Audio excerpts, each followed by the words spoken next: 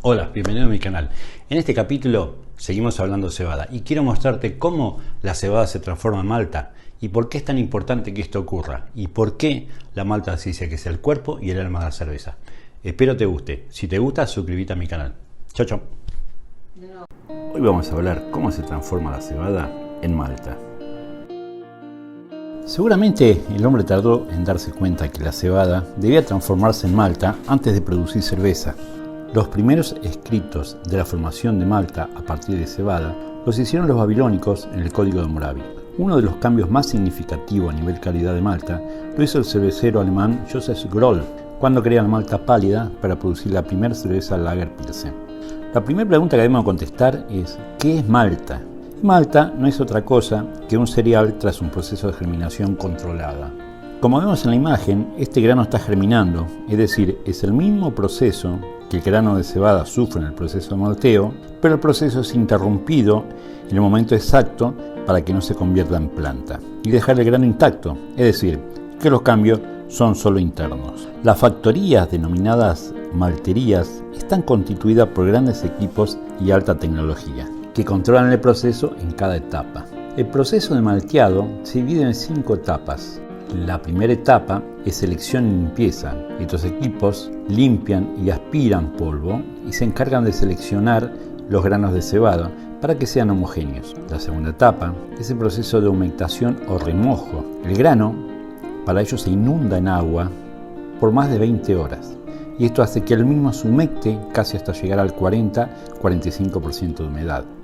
La finalidad de esto es hacer que el grano se despierte e intente crecer. Ahí se activan hormonas propias de la semilla para activar enzimas que hará todo el proceso que se necesita.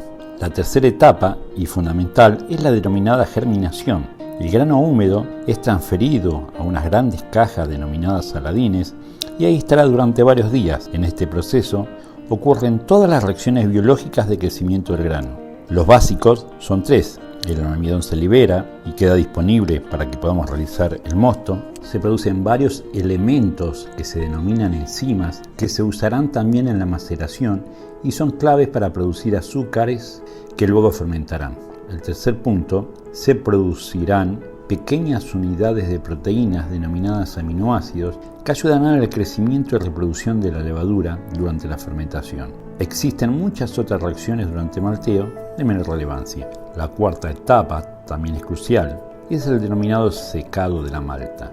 Recordemos que el grano tenía más de 40% de humedad y la idea es cortar el proceso de germinación y para ello se elimina gran parte de esta agua con aire caliente. Con eso, el grano detiene las reacciones biológicas y sobre el final la malta será sometida en el mismo equipo a mayor temperatura para dar color. Este proceso define el tipo de malta que queremos obtener, Munch, Caragel, Cara-Red, etc.